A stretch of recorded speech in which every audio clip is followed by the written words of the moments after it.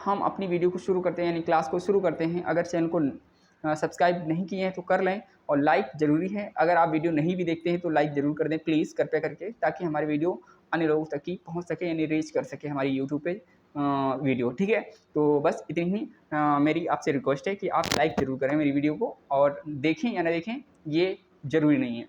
आपको अच्छी लगती है तो कमेंट भी करिए, नहीं अच्छी लगती है तो भी आप कमेंट करके बताएं कि कैसे चल रहा है क्लास। ठीक है, तो दोस्तों आज हमारा जो सेशन रहने वाला है, मैं बताऊंगा यूजेस ऑफ सब्जेक्टिव केस से हम उसको नाउन, जो हमारा प्रोनाउन होता है, उसको हम सब्जेक्टिव केस में कैसे यूज़ कर सकते हैं, ताकि हम पता कर पाएँ कहाँ पे एरर है कहाँ पे नहीं एरर है, इन चीज़ों को हम ढूंढ सकें अपने सेंटेंस में। ठीक है, इसके अकॉर्डिंग जो प्रोनाउन से रिलेटेड चीज़ें हैं आज आपकी जड़ से ख़त्म हो जाएंगी, क्योंकि मैं नहीं चाहता कि आपकी कोई चीज़ें अधूरी रह जाएँ। ठीक है, तो मैं चाहता हूँ एक बार फिर से शेयर कर दीजिए, ताकि बहुत सारे जो लोग हैं वीडियो को देख सकें और मेरे से जुड़ चुके हैं। ठीक है, तो हम यहाँ पे बहुत ही ज़्यादा स्पीड में नहीं पढ़ाएंगे, आपको बेटर अंडरस्टैंडिंग हो पाए, इसलिए हम थोड़ा सा स्पीड स्लो रखेंगे ताकि आपको अच्छे से समझ में आ सके। ठीक है, तो चलते हैं। हमने कल की क्लास में जो डिस्कस किया आपने देखा, ठीक है, और लाइक किया, शेयर किया, ताकि बढ़िया देखो आपने किया, रिस्पांस दिया। मैं इसलिए वीडियो लेकर आया हूँ सेकेंड, ताकि आपको सारी चीज़ें मिल जाएँ। कंटेंट मेरा बहुत ही स्पेशल रखा है मैंने, ये हर एक एग्ज़ाम के लिए महत्वपूर्ण है, अगर आप किसी भी एग्ज़ाम की प्रिपरेशन कर रहे हैं तो मैंने बात की थी यहाँ पे, अभी तक की जो बेसिक बात की थी वो पूरी हो गई थी, लेकिन हम आज यहाँ पे बात करेंगे यूजेस ऑफ सब्जेक्टिव केस। हम उसको सब्जेक्टिव केस में कैसे यूज करते हैं वो हम सिखाएंगे आपको। तो यहाँ पे जब आपको कभी भी चीज़ों को देखो समझना है और चीज़ों को याद भी रखना है, क्योंकि आप याद नहीं रखेंगे तो चीज़ें बन नहीं पाएंगी, कहीं ना कहीं चीज़ें छूट जाएंगी। तो मैं चाहता हूँ कि आपको चीज़ें याद रहें। तो यहाँ पे हमने बात की है, अगर कभी भी बी की फॉर्म आती है, बी की फॉर्म जब आएगी तो उसके बाद में हमारा सब्जेक्टिव केस चाहिए, ऑब्जेक्टिव केस। आपको याद रखना कि बी की फॉर्म हमेशा आएगी तो आपको सब्जेक्टिव केस चाहिए, ना कि ऑब्जेक्टिव केस चाहिए। अगर आपको बोलना है इट इज़ मी, तो इट इज़ मी गलत है, ऑब्जेक्टिव केस नहीं आएगा। हम यहाँ पे इट इज़ आई का यूज़ करेंगे, यानी कि इज़ जो हमारा है बी का फॉर्म है। बी की फॉर्म कौन कौन सी होती है आपको याद रखनी है। जो बी की फॉर्म होती हैं is, am, are, was, were, be खुद होती है, बीइंग होती है, बीन होती है। यानी जैसे मैंने यहाँ पे स्क्रीन पे लिख रखा है, आपको समझना भी है, चीज़ें याद भी रखनी है।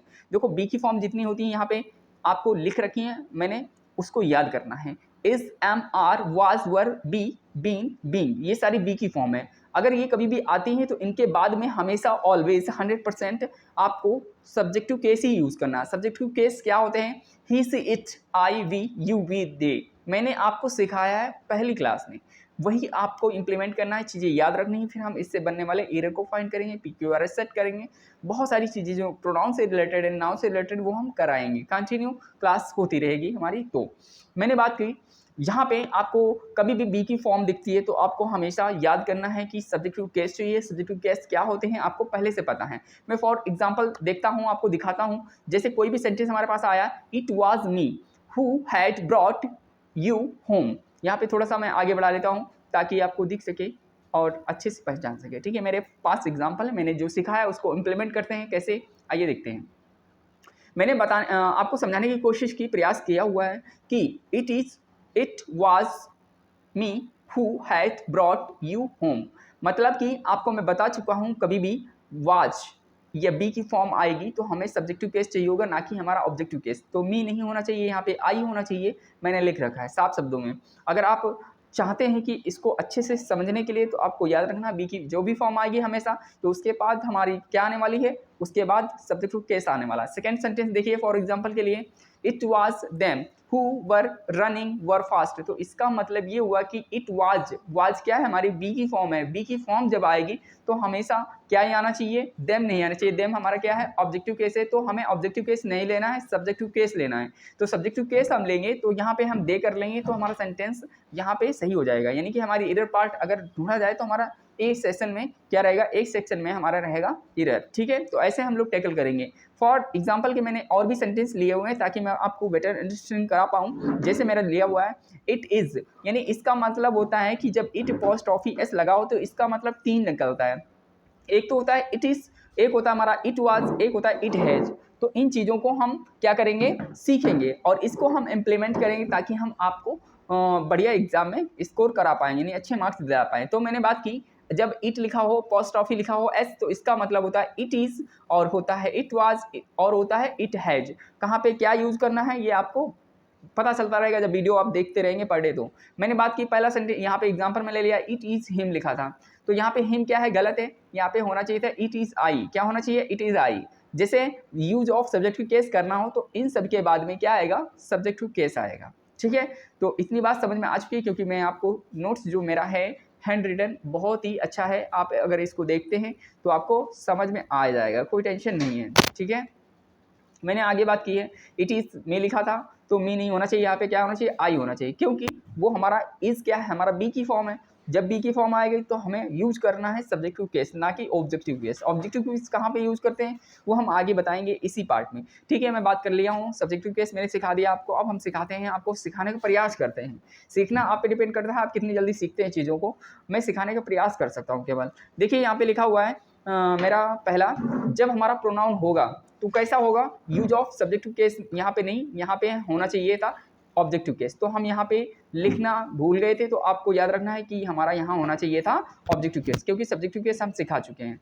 तो आप इसको कैसे याद करेंगे, इसको ऐसे याद करेंगे बच्चा, यहाँ पे जो लिखा हुआ है ये क्या होना चाहिए, ये होना चाहिए ऑब्जेक्टिव केस, तो यहाँ पे मैंने लिख दिया ऑब्जेक्टिव केस। ठीक है, जब कभी भी आप ऐसे सेंटेंस को देखेंगे तो सेंटेंस में हमारा मिलेगा verb plus objective case plus subjective case, तो यहाँ पे हमें सब्जेक्टिव केस नहीं चाहिए, हमें चाहिए ऑब्जेक्टिव केस। तो ऑब्जेक्टिव केस कैसे आता है ये हम आपको बताएंगे, यानी जब मेन वर्ब होगी, मेन वर्ब के बाद में हमें यूज करना है ऑब्जेक्टिव केस, ना कि सब्जेक्टिव केस। सब्जेक्टिव केस कब यूज करना है, जब हमें बी की फॉर्म दिखेगी तो हमें क्या यूज करना है, हमें सब्जेक्टिव केस। अगर बी की फॉर्म नहीं दिखती है, मेन वर्ब दिखती है, तो वहाँ पे हमें चाहिए ऑब्जेक्टिव केस। ठीक है, वो हम सब्जेक्ट को ऑब्जेक्टिव केस बनाना सीख चुके हैं, इसीलिए हम यहाँ पे यूज कर सकते हैं। ठीक है, तो मैंने बात की यहाँ पे, जैसे मैंने एग्जांपल दिया हुआ है सी टोल्ड मी,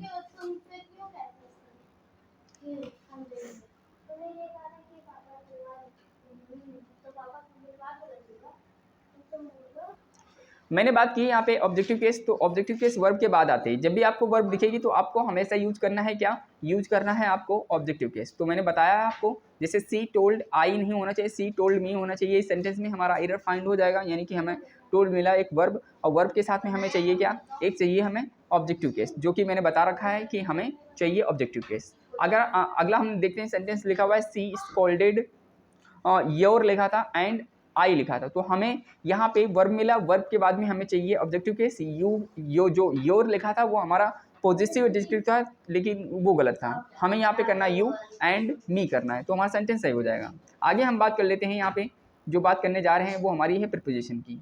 प्रीपोजिशन की बात करेंगे, उसके बाद हम क्लास को रोक देंगे यहीं पे, ताकि डिस्टर्ब ना हो, अदर क्लासें भी हमें लेनी है। ठीक है, तो जो इससे बनने वाले एरर हैं वो हम बाद में फाइंड कराएंगे। ठीक है, जैसे मैं बात करना चाह रहा हूँ आपसे, जो यहाँ पे आपको लिखा दिख रहा है, उसका मतलब है प्रीपोजिशन जब आएगी तो उसका कहना है सब्जेक्टिव केस नहीं चाहिए हमें चाहिए ऑब्जेक्टिव केस। तो अगर हम ऑब्जेक्टिव केस ले लेंगे तो हमारा सेंटेंस क्या हो जाएगा, सही हो जाएगा। ठीक है, तो यहाँ पे देखिए, आप स्क्रीन पे थोड़ा सा मैं दिखा देता हूँ आपको, इसको स्क्रीनशॉट भी लेना है ताकि आप इसको याद कर लें। ठीक है, सही क्या है